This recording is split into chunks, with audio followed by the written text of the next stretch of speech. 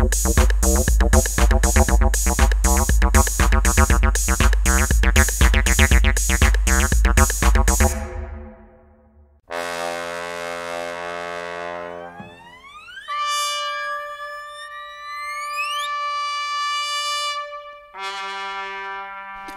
voulais montrer comment créer cette animation et on va faire appel au modifier cast.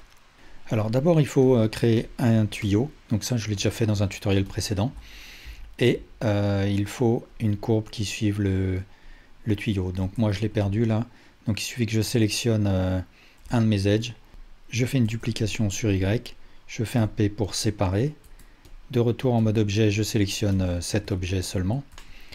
Je rentre en mode edit, je sélectionne tous ces vertices dans mon cas là parce que j'en ai pas besoin. Et je fais CTRL X pour les supprimer. Je me retrouve avec cet edge. Je fais un clic droit, Convert to Curve. Et je vais mettre avec un clic droit l'origine à la géométrie. Ici dans Object, sous Viewport Display, je vais cliquer sur In Front de manière à toujours voir ma curve par transparence. Et voilà ce qu'il en est pour la curve. Maintenant je vais créer un empty. Donc je vais faire Shift A empty, peu importe quel type d'empty. Je peux choisir tout simplement une croix, ou bien ici je peux changer la forme dans Object Data, je peux choisir une sphère, mais ça n'aura pas d'importance. Je vais mettre mon empty au centre parce que quand il va suivre la curve, il faut que je m'assure que pour que mon empty soit au début de la curve, il faut que par défaut cet empty ou cet objet soit au centre de la scène. Donc après, je vais lui attribuer ici une contrainte de type follow path, et pour target, je vais choisir cette curve que j'ai créée. Donc en principe, mon objet devrait venir au début de la curve. Donc là c'est pas le cas, j'ai remarqué que je pense que c'est un bug là. Si je rentre en mode edit pour ma curve, ça va faire venir mon empty au début de la curve. Donc pour savoir ce qu'est le début et la fin de la curve, il suffit de la sélectionner, et ici dans le panneau Viewport Overlays on peut activer l'affichage des normales, mais de toute façon là on voit bien que le début de la curve est ici, puisque c'est là que va commencer c'est là que se situe l'empty. Si jamais je veux inverser le sens de la curve, à ce moment-là, en mode edit, je fais un clic droit et je fais switch direction, et là du coup mon empty saute de l'autre côté. Donc mon empty va venir au début de la curve. Si jamais mon empty n'était pas placé au centre, par exemple je vais désactiver l'affichage du follow path, il était quelque part par là, il ne va pas s'afficher au début de la curve.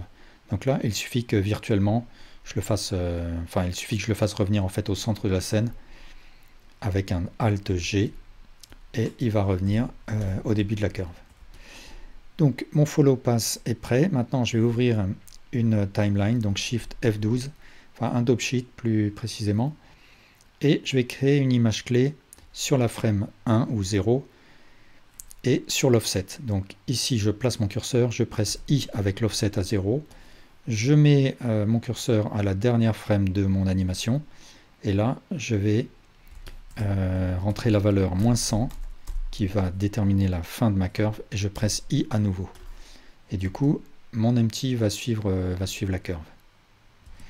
Si je veux que mon empty suive l'orientation de la curve, je clique sur Follow Curve, mais là en l'occurrence on ne va pas en avoir besoin, mais là ce que je peux voir c'est qu'il va épouser la courbe, il va suivre l'orientation de la courbe. Pour ce projet, on n'a pas besoin que l'empty suive, subisse un Follow Curve, mais c'est quelque chose de bon à savoir. Ensuite je vais sélectionner mon tuyau et lui attribuer un modifier de type cast. Alors, j'ai une déformation un peu délirante pour l'instant. Ce qu'il faut, c'est que pour objet de mon cast, je désigne l'empty. Et après, il faut que je joue avec les valeurs. Donc, je vais baisser le facteur. Je vais un petit peu avancer mon lecteur ici pour mieux pouvoir juger. Et je vais augmenter le facteur très doucement, donc en gardant Shift appuyé et jouer sur le radius.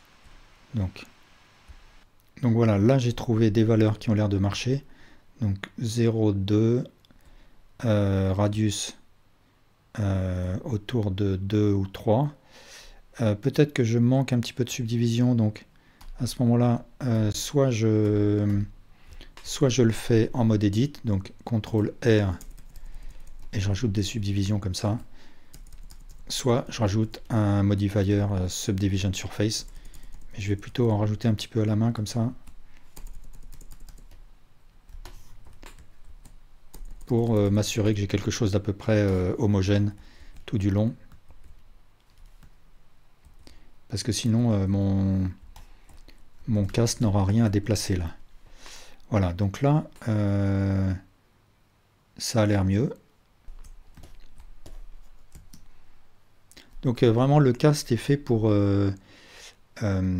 déformer un objet, mais ça impose une forme ronde. Mais pour ce type de projet, c'est vraiment idéal. Supposons que j'ai un plan, donc Mesh Plane. Je vais le subdiviser, donc clic droit, Subdivide, peut-être 20 fois. Et je vais faire un Shift S Cursor to Selected. Je vais créer un empty. Et mon objet, je vais lui attribuer un cast avec l'empty pour objet. Et là, je vais jouer avec le facteur et le rayon. Je vais un petit peu déplacer mon empty. Et là, en jouant avec les valeurs, je peux commencer à voir un petit peu l'effet du cast. Si je fais un scale, ça joue pas. Et il faut vraiment jouer avec ces valeurs, factor, radius. Avec le modifier lattice, on obtient quelque chose de très semblable, sauf que dans le cas présent, ça aurait entraîné une déformation ailleurs dans le mesh.